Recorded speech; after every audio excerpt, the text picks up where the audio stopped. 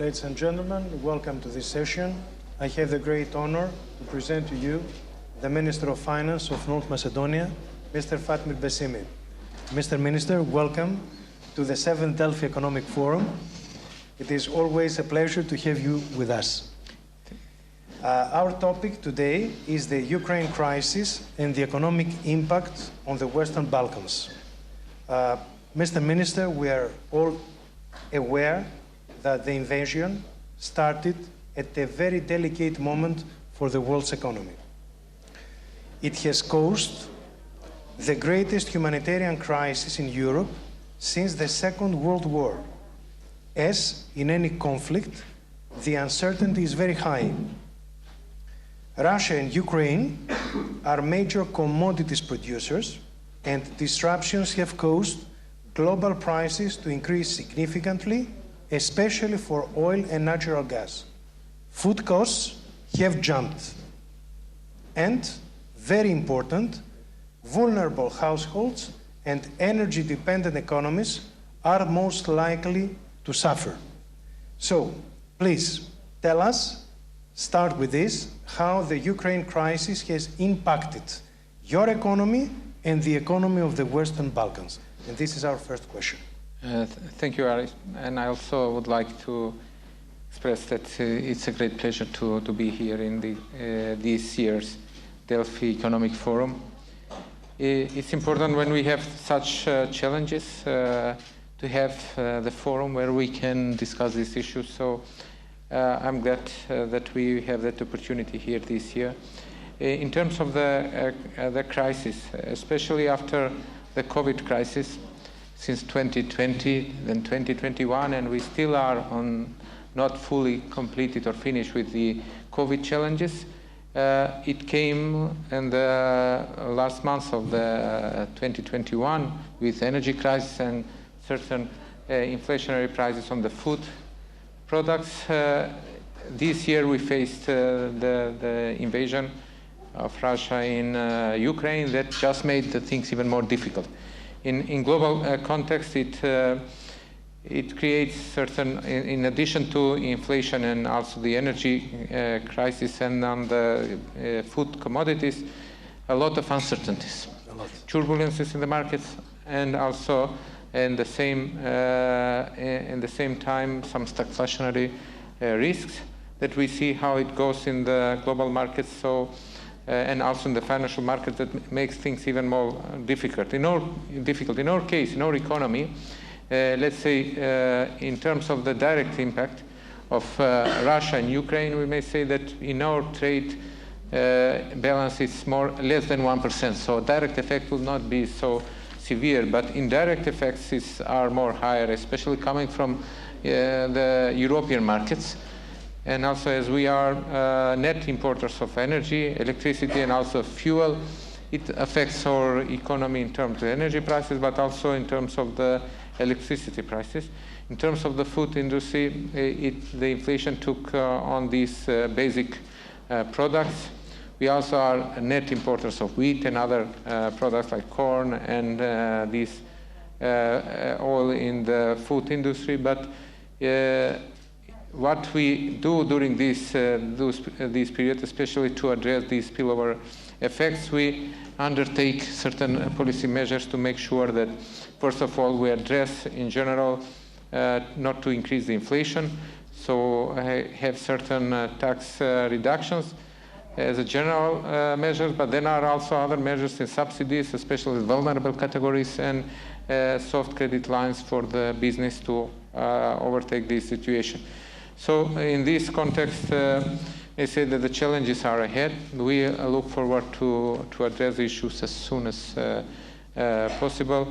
And so we then can have a lower impact on the inflation and the interest rates in the country. We are not different from what is going on in other economies in Europe. Inflation in January and February reached 6% and 7%.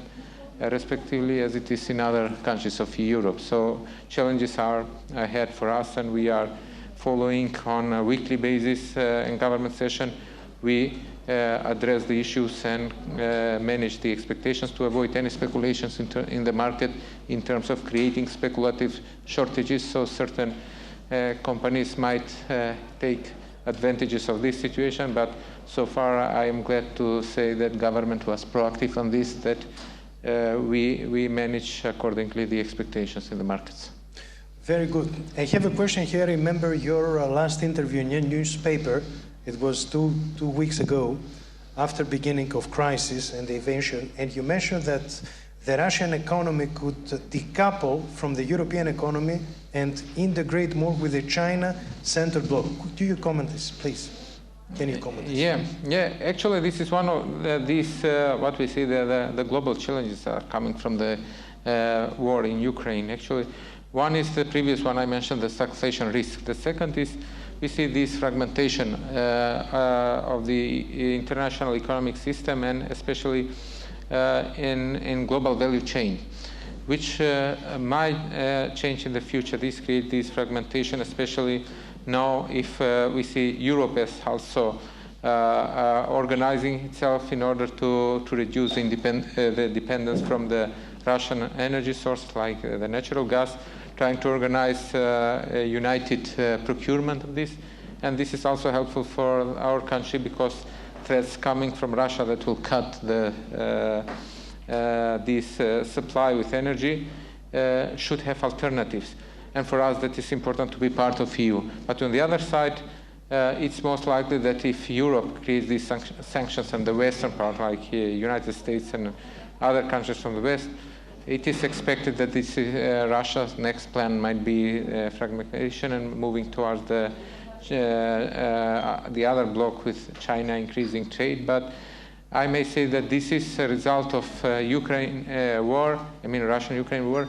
Even if it ends today, different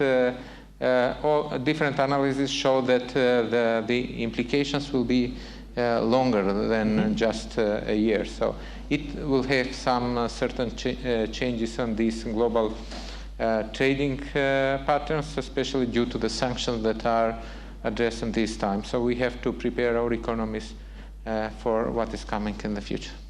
What about another thing that you already mentioned to this very nice interview, about this small shift away from the dollar? You said that it might be underway already. Yeah, this is also an interesting view on this, what's going on the financial markets, as previous one was on the commodity markets. So this can be the shift, especially having into consideration that during the war times, these cryptocurrencies and other alternatives like gold can come into place. But I still think that apart from this, the dollar will remain this as a dominant international reserve currency. But these kind of developments, especially listening to the last measures that are undertaken and presented by President Biden about the yields that are going to be paid to Russian bonds in dollar, that creates additional challenges and the move for these financial markets, whether it's dollar or in the other side. It is also now creating the speculations about the bankruptcy of the Russian government to pay off or to default on their bonds, which in international markets we know what that means in addition to the war that is already going on with Ukraine. We also observed an increase of spending on defense, which is another consequence of the war in Ukraine. Your comment, please. Yeah.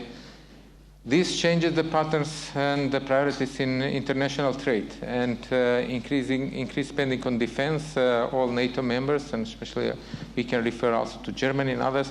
This will change. A comment for Germany, please. It's very interesting, very hot, you know. Yeah, exactly. So this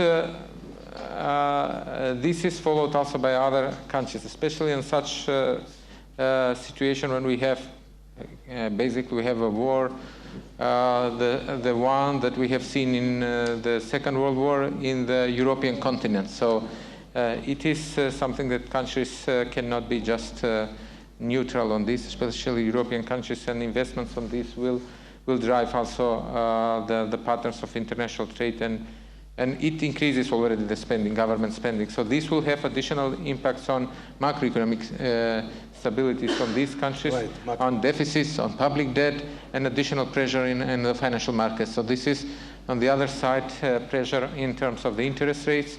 And we already have seen the position of the Federal Reserves increasing the interest rate, Bank of England, and it's also European Central Bank was announced that during the year will have an increase, but recently the President of the ECB just announced that it will be postponed as a decision, which is important for the European economy, especially in terms of the stagflation that we are talking. Correct.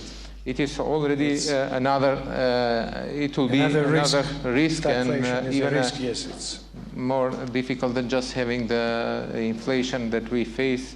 Stagflation will be additional complication, especially in times when we are 3 years. One is with COVID, 2020, and 21 was a recovery.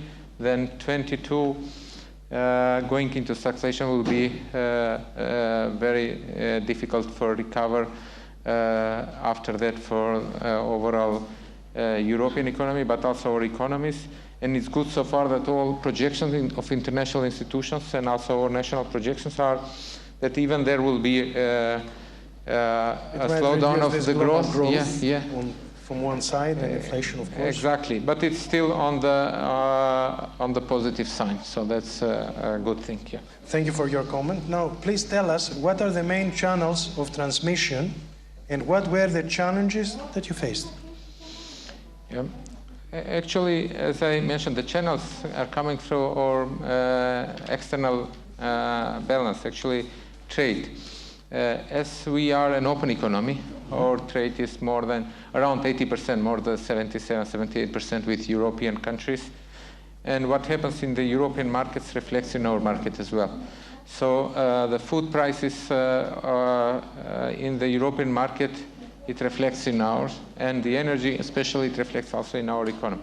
So this is the channel that they are coming, and then these higher prices of commodities and food and energy, as you know, on these as a components of inflation, they are on the basics, also in the production chain, they get as inputs in many products in the economy. So this is how it goes.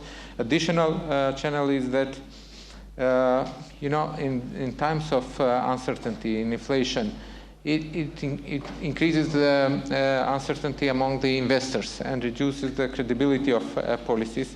So these are the implications that we see. And the other channel that is actually the implication is on the fiscal side. It's fiscal deficits that are increased due to the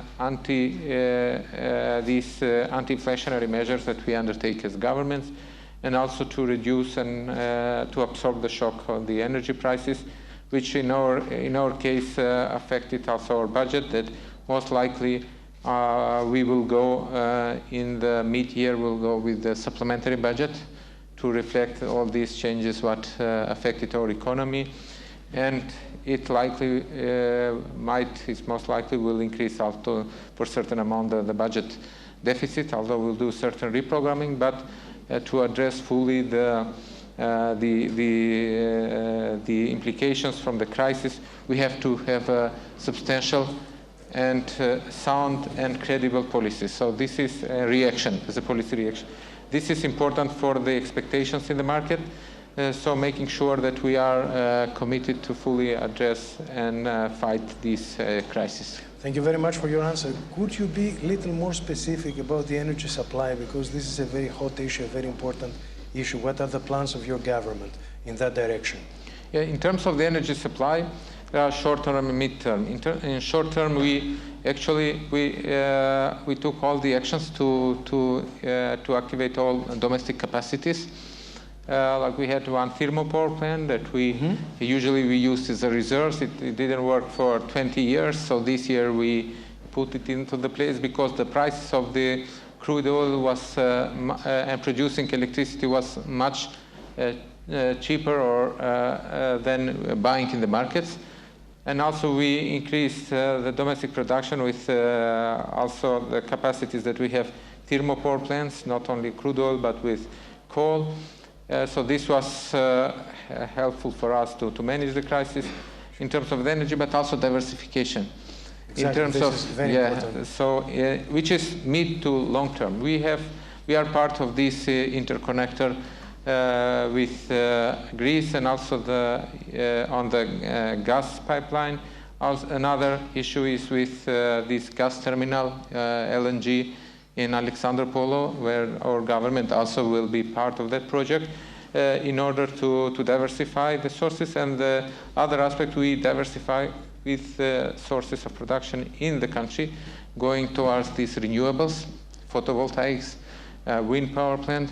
So these are, and also we have ongoing international tender of of large hydropower plant. So these are also important. So our strategy here is to diversification of the supply, increasing the independence of energy supply, and also moving towards the renewables, which is in line with our government agreement that we have become and this part of European initiatives of green transition, zero carbon emission and others. So this is what we are taking, and also part of our growth strategy is our investments, and in investments we have energy investments in energy and infrastructure. So this is the direction that we move.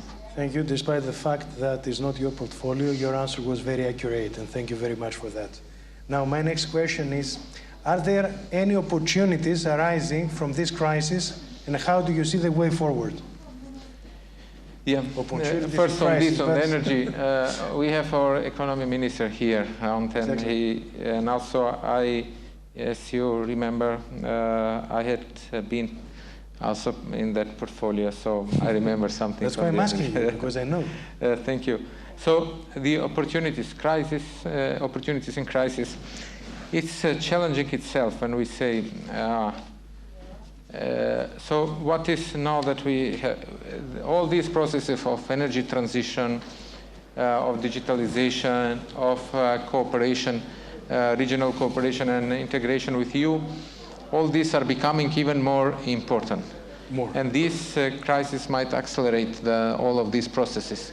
Actually, now we have more focus on the accelerating investments on these energy diversification, renewables, green transition that we call, regional cooperation with EU, actually in terms of joint procurement and creating this independence in terms of the energy, regional cooperation with countries in the region in terms of creating common infrastructure, common market, and also on this, it is important that the process of further integration of the Western Balkans into NATO and EU becoming strategically more important in terms of the speeding up the process of integration. So about the stability and about the cooperation. But what is also important, here we also focus now on the domestic priorities in terms of production, domestic production, and restructuring domestic economy, let's say for food and energy production. We have redesigned all of our agricultural policies in order to increase the basic food and subsidies for these basic food cultures like wheat, corn, and other important and relevant products, to have domestic production. But also on the energy, as I mentioned, we speed up the process of all regulations for renewables, energy efficiency, and also in terms of the regulation. We adopt our regulation on introducing buffers and buffer mechanisms even in our taxation system. So in terms of any future crisis of this size or different, we have the buffers in the law. And we are much more effective in terms of reaction on this. So instead of, you face the crisis, instead of going for 1 month for certain economic measures and you open the debate, you have those integrated in the law, and then mechanisms that automatically step into effect. So we have this with excises, we have this with taxes. So this is something that I can see opportunity during the crisis, because on this time, for these changes, systemic changes on the legislation and strategic priorities, you can get easily or faster the consensus among the political spectrum in the country. So the opening of the accession talks is a very important issue, a very hot issue, and I believe that everyone has to reconsider. This is out of any discussion. Now, I would like to comment this during your last interview. You mentioned about 26 measures providing for protecting and status of the citizen and supporting the economy. Your comments. As mentioned, we took 26 measures, the first package. But prior to this package, even though we didn't mention in this first one, were the previous year, we took measures to support the energy sector. Actually, we subsidized the electricity prices for households and small businesses, and it's up to 80% of the market price, which is subsidized. 80% of the market price is subsidized for households and micro businesses. And you can imagine the value, the amount. The amount is for this period around 200 million euros through energy production company, state-owned company, and this is what made the electricity prices to be lower and lowest in the region. Only 9% was increase of electricity prices for households during this period. And also another thing, we reduced the VAT for electricity from 18 to 5%. We reduced the VAT for oil products, derivatives, also to reduce from 18% we reduced these to 5 and 10%. And also we have excises, as I mentioned. We have mechanisms that they come into place only when it is a crisis period, and you can faster react to this crisis situation. And we provided loans, zero interest loans for SMEs for cash flow, for their liquidity purposes, and certain loans with zero interest rate for green transition.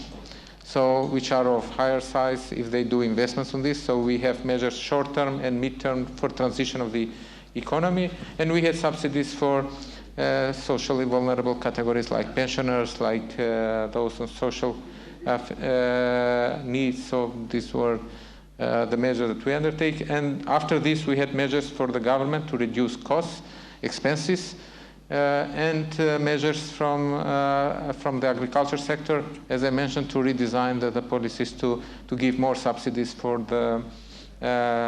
farmers to have on these strategic products to increase their yield, but also to increase the surfaces that we have for production of these goods. Thank you. I see that this new set of measures is worth around 400 million euros, and this is very impressive, taking into consideration your GDP, which little exceeds 11 billion euros. So really it's a big aid for people and the households. Now, could you please comment the fiscal policy in the Western Balkan countries? Yeah, this is related to the crisis. Yeah.